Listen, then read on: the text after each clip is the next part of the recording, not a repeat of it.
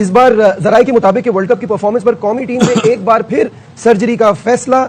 बुरी परफॉर्मेंस पर खिलाड़ियों पर 50-50 लाख रुपए जुर्माना आयद करना, ये जराये के मुताबिक खबर आ रही है हमारे पास कि 50-50 लाख रुपए जुर्माना आयद किया जाएगा बुरी परफॉर्मेंस पर खिलाड़ियों पर। और वर्ल्ड कप की परफॉर्मेंस खराब होने के बाद अब यह बात की जा रही है कि बाबर आजम समेत कई खिलाड़ियों को T20 क्रिकेट से फारिग करने पर भी गौर किया जा रहा है। तो ये जो अभी की डेवलपमेंट है इस पर सबसे पहले शाहिद भाई की तरफ बढ़ते हैं। शाहिद भाई, 50-50 लाख रुपए जुर्माने की जो खबरें आ रही हैं जराये के मुताबिक, क्या कहेंगे? ये अभी कन्वे किया गया है और ये भी कन्वे किया गया है कि इंडिया वाले मैच के बाद से ही जब वहां पे बड़ी मायूस हुई करने का, उसके बाद ही फैसला कर लिया गया था कि 50-50 लाख रुपए जुर्माना आयद किया जाएगा। लेकिन क्या साहबजादा फरहान पे भी होगा जिसने 383 रन बनाए, उस्मान तारिक पे भी होगा जिसने 10 विकेटें ली हैं, नसीम शाह पे भी होगा जिसने एक ही मैच खेला है, फखर जमान पे भी होगा जिसने सिर्फ 2 मैच खेले और दोनों शानदार खेले। और फिर सबसे बड़ी बात ये कि क्या इन प्लेयरों के सेंट्रल कॉन्ट्रैक्ट में लिखा है कि परफॉर्मेंस बेस पे आपको पैसे मिल रहे हैं, ये आपको मंथली इनकम मिलती है, ICC की अमाउंट में से शेयर मिलता है, तो क्या आपको फाइन भी होगा? अगर ये सेंट्रल कॉन्ट्रैक्ट में नहीं लिखा तो प्लेयर्स के पास लीगल रास्ता होगा। बेसिकली इसमें यह भी है कि अब जो परफॉर्मेंस बेस्ड होंगी चीजें आगे से, और जाहिर है जिन्होंने परफॉर्मेंस दिया उनसे तो नहीं ये फाइन लिया जाएगा। शोएब, लेकिन इससे कोई फायदा होगा आपके ख्याल में? ये तरीका, ये स्ट्रैटेजी, इस डायरेक्शन जाना कोई फायदा पहुंचाएगा? मेरा नहीं ख्याल कि कोई इसका फायदा होगा कि आप प्लेयर्स को फाइन करें। फाइन करना जो है वो नहीं आपको सक्सेस की तरफ लेके जाएगा, वो आपको स्टेबिलिटी की तरफ नहीं लेके जाएगा। मेरे ख्याल में अगर ऐसा करेंगे तो ये सही चीज नहीं है कि प्लेयर्स को आप फाइन करें, बिल्कुल भी सही चीज नहीं है।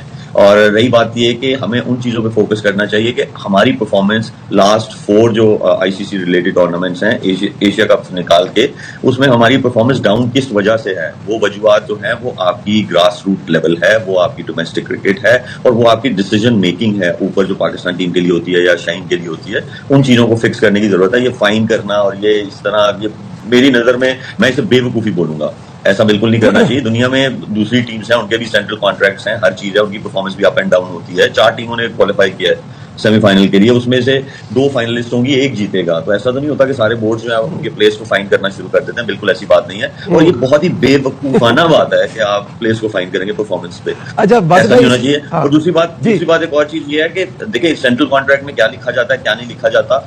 उनके कॉन्ट्रैक्ट जो है और भी चीजों की सूरत में होते हैं, जो जैसे ब्रॉडकास्टिंग का होता है, जैसे PSL के कॉन्ट्रैक्ट्स हैं, ओनर्स के साथ हैं, आगे प्लेयर्स के साथ है, बहुत सारी चीजें ऊपर नीचे होती हैं। बट ऐसा जो है वो समझ में नहीं आता कि इसको ये फाइन कर दो। हर चीज जो है वो ठीक हो सकती है, लेकिन ये फाइन करना प्लेयर्स को, it does not make any sense to मी।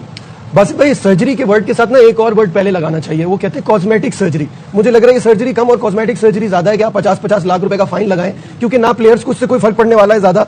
और इससे एक फीलिंग ये आ रही है कि ये वर्थ है हमारे लिए वर्ल्ड कप की, कि सबसे 50-50 लाख रुपए ले लिया जाए हर बार जब हम सेमीफाइनल में ना पहुंचे। पहली बात तो जिसने भी मशवरा दिया ना, सबसे पहले उसको सेट कर देना चाहिए। अभी भाई अगर परफॉर्मेंस नहीं हो रही तो क्या हेड कोच के लिए नहीं है रूल? ये प्लेयर्स के लिए नाम आ रहा है। जो सबसे बड़ा ब्लंडर जिसने टीम बनाई है और हेड कोच बनाए, उसका भी तो नाम डालो। ये शोशा छोड़ा है आपका माइंडसेट चेंज करने के लिए, आम आदमी को थोड़ा सा सुकून मिले कि कुछ हो रहा है। नहीं हो रहा है यार, कुछ भी नहीं होगा, फायदा नहीं है। ये पैसे वैसों की क्या बात है? वो बच्चे भी बोलेंगे अच्छा हम भी चले जाते हैं अमेरिका, हम भी चले जाते हैं दुबई, अब वहीं क्रिकेट खेलते हैं, यहाँ तो हार जाएंगे तो यहाँ तो फाइन देना पड़ेगा। ये कौन स्टूपिड लोग हैं यार? मतलब इससे ये पता चल रहा है कि हम रूट कॉज तक जाने की कोशिश ही नहीं कर रहे और ऊपर से चीजों को सॉल्व करने की कोशिश। अभी तो ये देखिए, अभी फाइनल नहीं हुआ, बट अगर इस तरह से होता है तो आई बी वेरी अमेज्ड। मेरे ख्याल से इस लेवल पे पाकिस्तान क्रिकेट बोर्ड नहीं जाएगा, मजाक बनेगा बहुत दुनिया में, और ऐसा होना भी नहीं चाहिए। परफॉर्मेंस बेस्ड सिलेक्शन होनी चाहिए और पहले वो देखें कि ये टीम बनी कैसे है। आप अपना सिस्टम बेहतर करें, आप प्रोसेस बेहतर करें सिलेक्शन का, आप अपनी क्रिकेट बेहतर करें ग्रास रूट लेवल पे, school cricket, domestic cricket. Most important है आपकी क्लब क्रिकेट, जहां से बच्चे का स्टार्ट होता है खेलना, जहां से उसको बेसिक चीजें पता होती हैं, वो चीजें बेहतर करने की जरूरत है। क्रिकेट होनी चाहिए, क्लब क्रिकेट के टूर्नामेंट, कोई क्लब क्रिकेट टूर्नामेंट करवाता है तो उससे 30-30 लाख, 40-40 लाख रुपया पहले वो NOC का लेते हैं। क्लब कहाँ अफोर्ड करते हैं? क्लब अपने बॉल्स अफोर्ड नहीं कर सकते क्लब में, तो आपने इतने पैसे, क्रिकेट आप खुद कम करते जा रहे हैं, बेसिक्स आप खुद खराब करते जा रहे हैं। अंडर-19 के 3 डे नहीं हो रहे, आप उस तरफ ध्यान दें। फिर उसके बाद जैसे शायद भाई ने बताया सेंटर कॉन्ट्रैक्ट में फिर प्लेयर्स लीगल, ये प्लेयर्स कुछ भी नहीं कर सकते, इनको 1 करोड़ भी फाइन हो जाएगा, ये बोलेंगे नहीं, क्योंकि इनमें इतनी वो है ही नहीं, तपड़ ही नहीं है इनमें ये बात कर सकें। इनको सिर्फ चाहिए हमें क्रिकेट खिलाते रहे, परफॉर्मेंस हो या ना हो। आप सिलेक्शन करें परफॉर्मेंस पे तो आप देखें सारी चीजें बेहतर हो जाएगी। जो काम करने के हैं ना शायद भाई, वो करने चाहिए ना। आपको अपनी क्रिकेट के स्ट्रक्चर को स्ट्रॉन्ग करना है। जब आपकी सिलेक्शन ठीक होगी तो बात इस नौबत तक पहुंचेगी नहीं। क्या कहेंगे शायद साहब?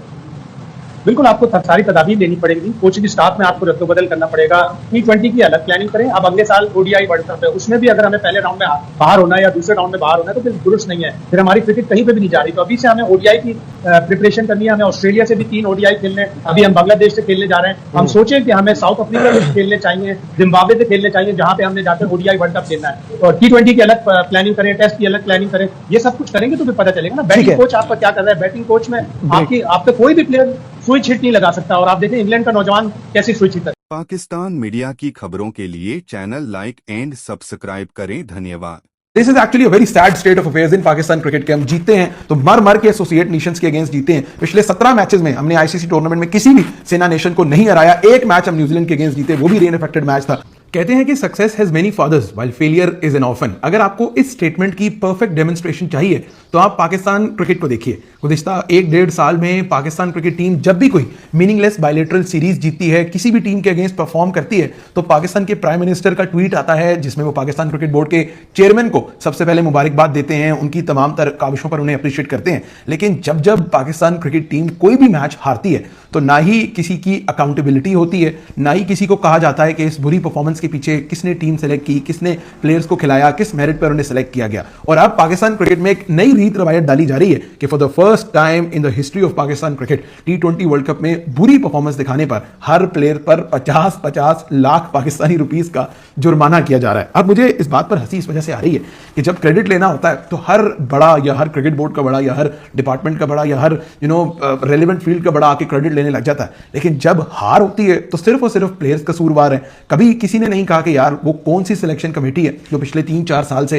प्लेयर सेलेक्ट कर रही है, वो कौन से कोचेज हैं जिन्हें आप एक सीरीज 2-2 सीरीज के बाद जो है वो निकाल दिया जाता है। कौन निकालता है उन कोचेस को, कौन लेकर आता है सिलेक्शन कमेटी को, कौन जो है इन्हें इनपावर करता है। कोई उस चीज पर बात नहीं करता। सब जो है वो कसूरवार ठहराते हैं तो प्लेयर्स को ठहराते हैं और प्लेयर्स पर जो है वो 50-50 लाख का जो है वो फाइन किया जाता है। यानी आप अगर एक इसका प्रॉपर प्रोसेस देखें ना तो हर बड़े टूर्नामेंट के बाद लोगों को as a knee jerk reaction एक प्रॉपर लॉलीपॉप दिया जाता है कि यार सर्जरी हो जाएगी, कि यार हम जो है ना वो A कैटेगरी या A+ कैटेगरी खत्म कर रहे हैं सेंट्रल कॉन्ट्रैक्ट से। फिर अब तीसरा लॉलीपॉप ये दिया गया है कि हम प्लेयर्स को फाइन कर रहे हैं। यार आप मतलब मुझे ये बताएं कि क्या आप कोई लोकल गवर्नमेंट चला रहे हैं, कोई आप किसी प्रोविंस की गवर्नमेंट चला रहे हैं कि किसी ने कुछ बुरा कर दिया तो उस SHO को सस्पेंड कर दो, किसी ने बुरा कर दिया तो उसको जो है उसको नौकरी से निकाल दो, उस पर फाइन कर दो। यार ये पाकिस्तान की क्रिकेट टीम है या कोई ये गली मोहल्ले की क्लब की क्रिकेट टीम है कि आपने किसी ने बुरा खेला उस पर फाइन कर दो? भाई ये प्रोसेस का हिस्सा है। कभी आप जीतेंगे, कभी आप हारेंगे, आप उसकी रूट कॉज नहीं निकालते और उसकी रूट कॉज बहुत सिंपल है। आज अगर आप यहां हैं तो मैं आपको उसकी सिंपल एक रूट कॉज बता देता हूं कि जब आप ओवरली इंटरफेयर करेंगे ना क्रिकेटिंग मामलात में, जब आप हर इंडिया पाकिस्तान मैच से पहले जाकर प्लेयर से बात करने की क्या लॉजिक है? प्लेयर्स को मिलना, उनका हौसला, भाई उनका हौसला वैसे ही बढ़ा हुआ है।